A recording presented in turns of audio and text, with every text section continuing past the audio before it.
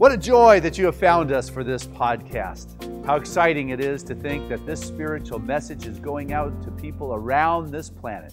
Whether your life is working at a peak level or whether it can use some enhancement, have I got the message for you today. So get a piece of paper, get ready to take notes, call a friend, have them watch this podcast also. Then you too can have something to talk about and take it to a deeper level.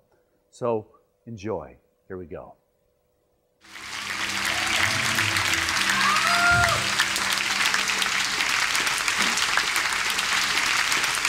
Woo, it's sounding good this morning. Well, good morning, Seaside. Wow, what a joy it is to have you be here today and to be with you as we celebrate this wonderful time. It's no fooling you, truly, it's a joy to be with you here today. Oh, well, hey, happy Palm Sunday. You know, this is traditionally where I talk about Palm Sunday. Every year for the last 25 years, I've talked about Jesus' triumphant entry into Jerusalem. I think last year we even gave out palm fronds as bookmarks to everybody. You know, just really took advantage of this Sunday. And next week, of course, is, you know, the transcendent experience, moving beyond. Actually, we're going to be talking about getting connected next week.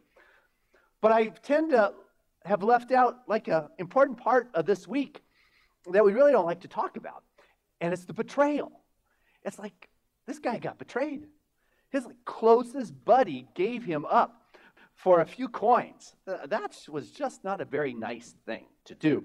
And, I mean, it turned out okay. So, you know, God kind of knew this April Fool's thing before we did. It's like the story in the Bible is filled with betrayals. You know, Joseph, where his brothers sold him off into slavery, and we meant it for harm. God meant it for good. Well, God meant it for good.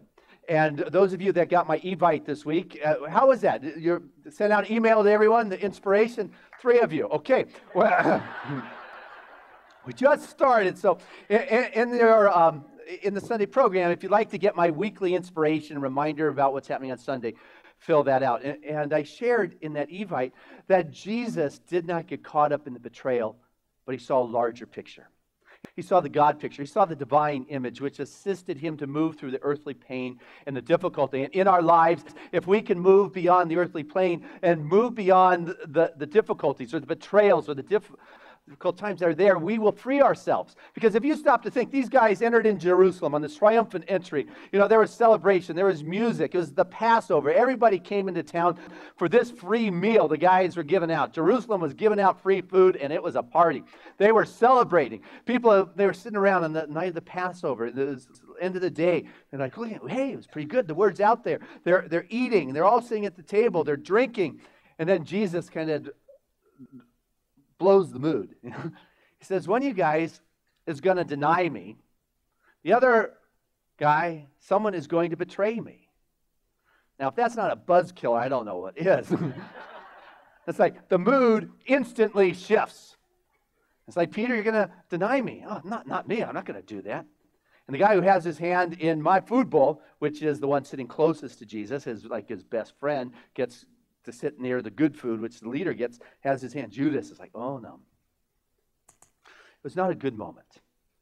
And so when they were retired after dinner, and the guys, you know, they've been eating and drinking, and Jesus says, would you stay awake with me?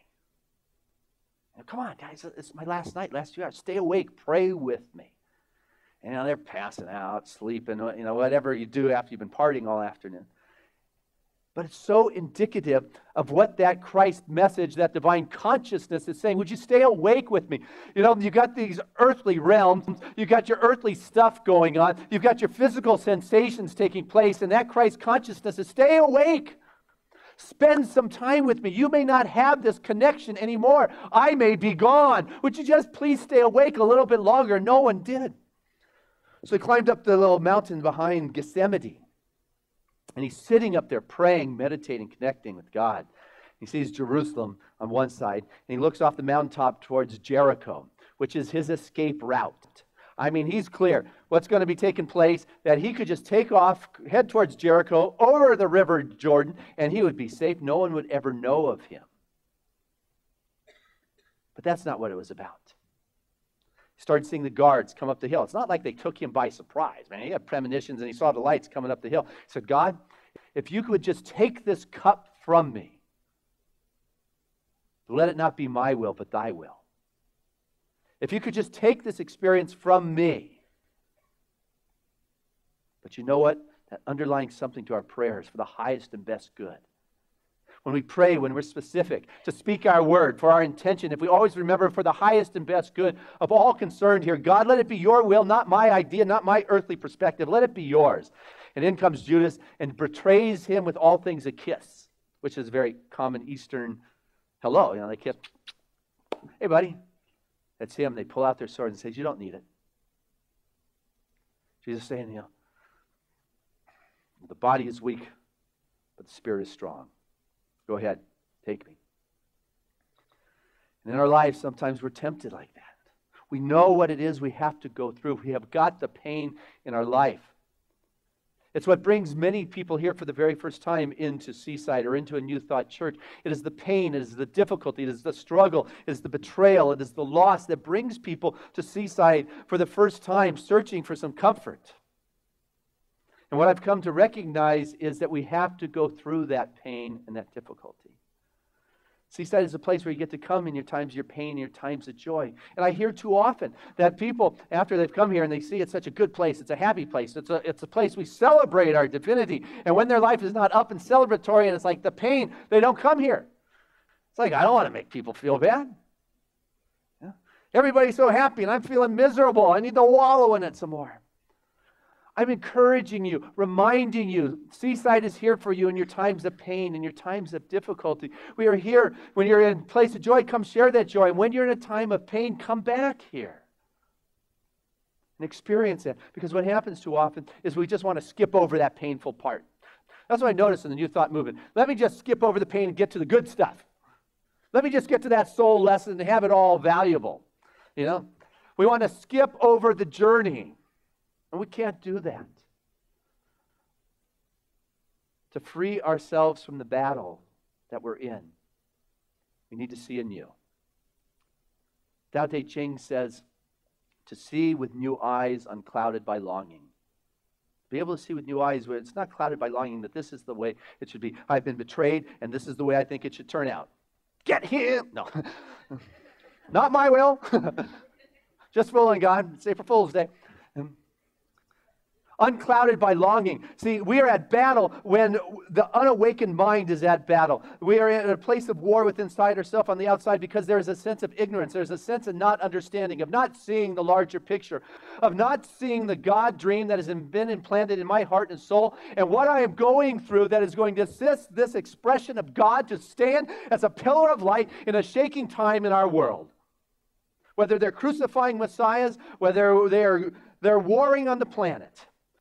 There tends to be times in our world where we are shaken to the very core of our being, feeling as if we have been betrayed by God or betrayed by a government or betrayed by a relationship. And can I know that what is looking like harm, there's a greater intention for good here, and I'm the one who must choose to have new eyes that are not attached to the longing of the way I want it, that I have not been betrayed, but rather this is the next step that I take on my journey.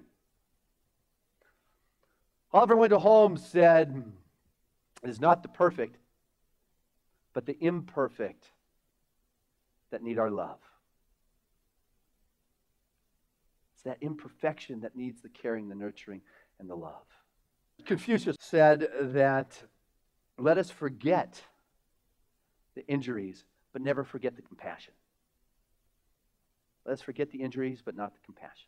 The compassion is what sticks in there. The compassion is what assists one to move through the challenging times. It's what brings the greater lessons. And there was an article in the paper about a school in Garden City, Michigan. It was a school with some sixth grade girls who were starting to wear lipstick at school, and they would put it on in the washroom, which is just fine. Except what they would do after they would put on their lipstick, they would, push their lips against the bathroom mirror and leave all these little lipstick marks, dozens of lipstick marks on the washroom window, at which every night the maintenance person would have to wash down the mirror, and then the next day they would come and they'd do it again. So the principal realized we got a situation here. That's not very good. And so what he did is he summons all those young ladies into the washroom, as well as the custodian. And he shared with them that, you know what, you're putting your lipstick on the mirror. It's creating difficulties for the school. It is difficult to get it off the mirror every evening. And to that, I'd like you to see how difficult it is. And he asked the custodian if he would go ahead and clean the mirror so the girls could see how difficult it was. And so he took his long-handled squeegee and dunked it in the toilet bowl and wiped down the mirror. Do you know they never did that again? You know, hey, you have got teachers and you have got educators out there. And there are ways where we can learn and we can grow and we can expand, and we do not need to attack and make wrong, but rather if we can bring a new light, a new story to the situation, things can be but transformed, that's for sure. But what is it you're tuning into? How badly I was hurt? You know, Kay hurt me more. You know, if you imagine a room filled with all these radio waves, and you have a radio transistor, and you can tune in to K Pain, or you know, W, take advantage of me, or you know, what is it that you're tuning into about your life experiences? You can also tune in to God is love. You can tune into there is a higher understanding here. But what happens is we fall back upon what we have been shown. We fall back upon what it is we have known. And I read a statistic that says that our children today, by the time they turn 18 and graduate from high school, that they will have witnessed on TV at least 18,000 acts of violence or murder. I'm thinking that's a lot. That doesn't even count their video games. But if you break it down to that's about 1,000 a year, which breaks down to maybe 4 a day, which would be a lot. But I only watch one thing in the course of an evening sometimes, and that's with Trevor, who loves Wheel of Fortune. You know? And on Wheel of Fortune, you have the commercials of the evening shows, and whether it is, they all show these very violent expressions if they're not trying to sell you some pharmaceuticals in between them. So it numbs you from being, you know, from all that pain that our world has. You know, what is it we are giving our kids? And then we wonder why they're susceptible to betrayal or a life experience, and they call it betrayal rather than a God lesson or a God vision or a God way to step to higher ground. And one of the stories I like from the Bible, Old Testament, was about Samson, the guy who was gifted with this great strength. You know, he was the really guardian for the Israelites for a while from Philistines, but you know, he fell prey to the gift of the enemy, the gorgeous little Delilah, and you know, she would just try to tempt him and say, "What is the key to your strength?" And he just played her game. Said, you know, "Oh, you could tie me up." And so she'd call in the guys, they'd tie him up, and he'd burst through the bounds of being tied up. It's like showing off to Delilah, "Look how strong I am." And she'd get something else out of him. He'd make it up. They'd bind him, and he'd just show his strength, try to impress her. And finally, she wore him down, and she succumbed and said, "It's my hair." She called in the guys after she lured him to sleep. They cut off his hair, and they shackled him after some other horrible stuff they did to him, to the millstone, the millstone where he just walked in circles from then on, grinding in circles. You know, one of the things, you know, that I like about that story, it's kind of strange to like that story, but I mean, is that, you know, when she was doing all these things, you'd think he would have picked up that this woman is bad news. You know, that's not a good sign. But what I like about that is, in my life, how often have I missed the cues that said this is not a good way? That I fall for the attraction of some of those dreams or those ideas that are quite alluring to my ego sense or whatever sense, that I miss out on the cues and the signs that this is going in the wrong direction. I'll assure you, Delilahs don't show up with a big banner and say, "Hey, man, destruction with me." They don't show up and say, "Bad news." They show up. She was gorgeous, a true temptress. And he fell prey. In our life, we fall prey to that which attracts us, that looks better than what our heart and soul really knows is right for us, and then we call it betrayal. No fooling. It is a message to us to step beyond that which isn't working in our life anymore. Now, it can be betrayed by, in a professional world, I mean, whether it's a loss or in business and things that are just not nice and nasty, that all of us at some time or another have experienced some kind of betrayal. The Buddhists told someone who lost their child to go to the neighborhood, collect a pepper in a basket from anyone who hasn't experienced pain. At the end of the day, she came back with nothing in her basket. Everybody has been through the pain. I want to say we don't want to skip over it, because that's where the life lessons are. That's what I'm saying. When you come here, we don't skip over it. We're willing to take a look at that pain and see what it is there. But to lose, be betrayed in the professional world is one thing, but the personal level is what takes us to our knees and questions our belief and our security in God. To lose a dear one that we have loved so many years, to wake up one morning and find that you're alone, that your life is drastically altered from the day before, is soul challenging. Listen to people who go through death and say, Christian, trying to find meaning. What is the meaning here? I don't have all the answers. Can't tell you. To sit with parents who've lost a child and feel that life has betrayed them, that they've lost their sense of security in a God, that things have been working well, and they say, why? Why? Tell me why me? I can't tell you why. But what I can assure these parents, and I have, is that in the deepest of the pain or the betrayal or whatever that is, God has not abandoned you. God has not left you in that darkest of moments in your life. You have not been left alone, just as Jesus in that moment was tempted to think otherwise and chose to believe. To remember that God has not abandoned you in the darkest of moments. Old story of the court seal, or the mystic for the king. A 9-year-old Louis the Fourth had a 9-year-old mystic that he would ask questions, and the story goes that he asked this young mystical kid, told him, I'll give you an orange if you can tell me the place where God is. And the young sage said, I'll give you 2 oranges if you can tell me a place where God is not. In the midst of your pain, in the midst of your trial, in the midst of the betrayal, your loss, the ebb, the dark night of the soul, God is there.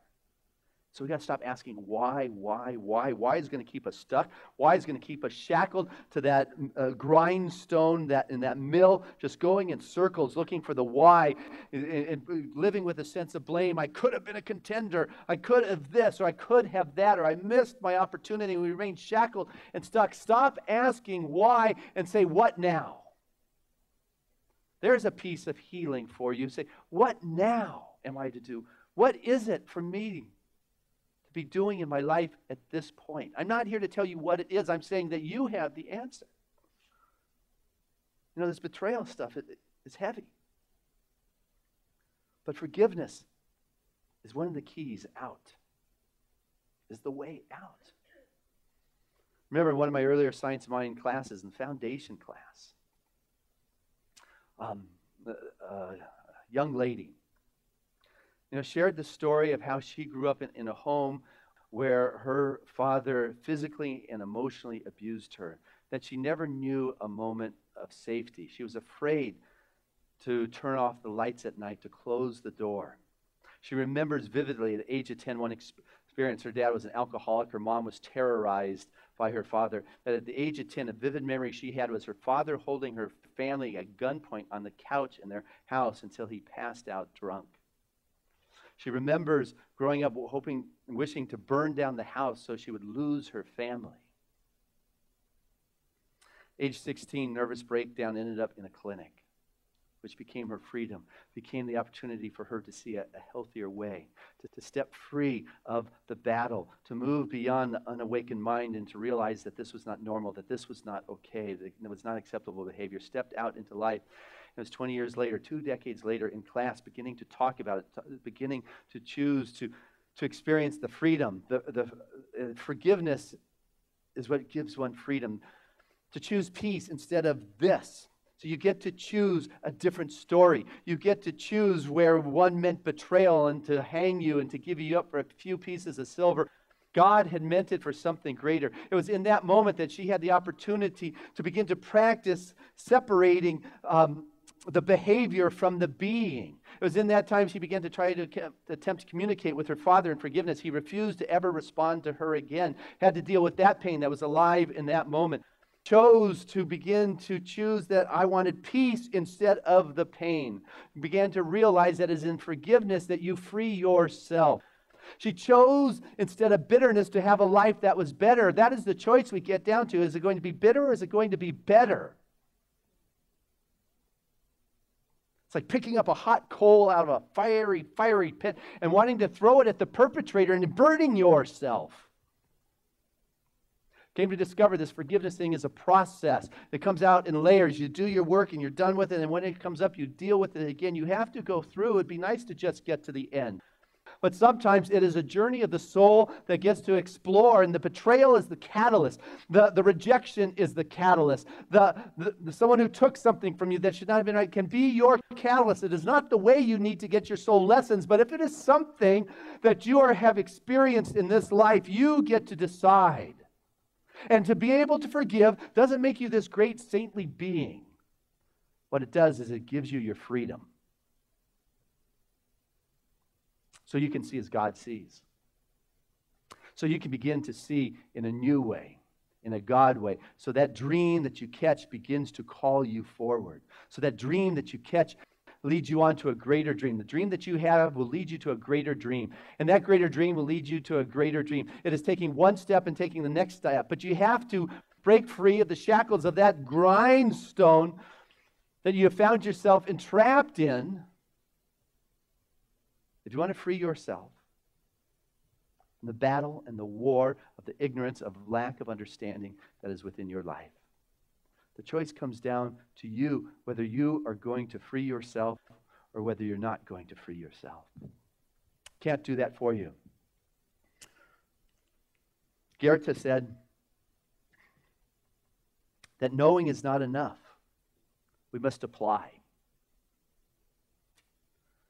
Willing is not enough. We must do. I know this forgiveness stuff, you know. But we must apply it. We must do it. We must live it. And the Buddha was once challenged by some students, some yogis and ascetics who just practice a very austere kind of lifestyle, and said to the Buddha, you know, here you are, you're eating this fine food that your disciples put in your bowl every morning. You wear a full robe to keep you warm. And here we are, living on a few grains of rice every day, sleeping with no robe on a bed of nails. And the Buddha said, I've slept on nails.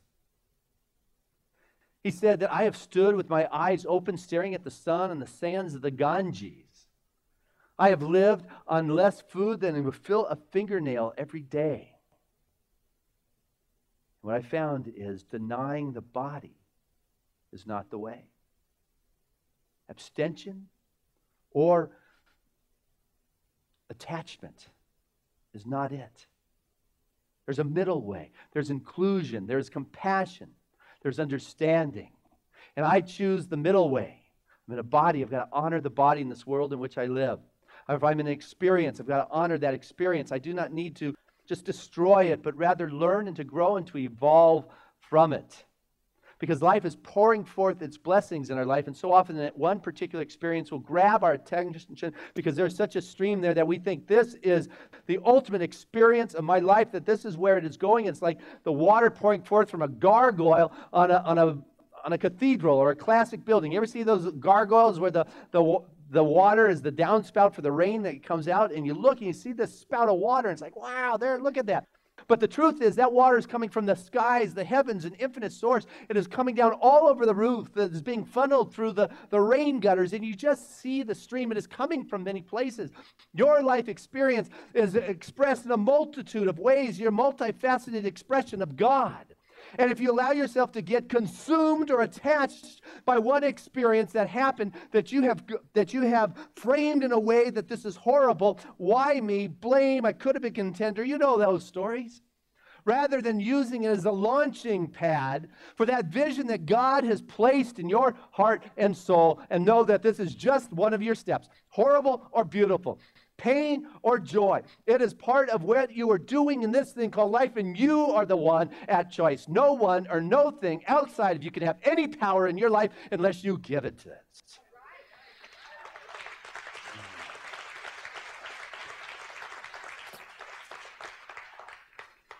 Jesus didn't hit the pinnacle of his transcendent the first day out. 3 years of ministry, he started off as the Son of Man, right? Then he became known as the Son of God. And then he said, I am he, and there is no other beside me. 12th chapter of John, it says, he who sees me sees he who sent me. Took a while to get to that place. Jesus had his highs and his lows, his mountains and his valleys. He had his Gethsemanes and his betrayals. But he also had the transcendent experiences. To have the highs and lows in our life is not uncommon. It's what we choose to do with it in our soul's evolution that will make a difference.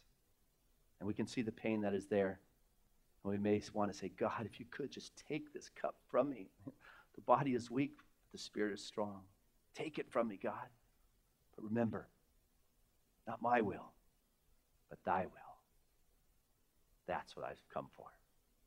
God bless us.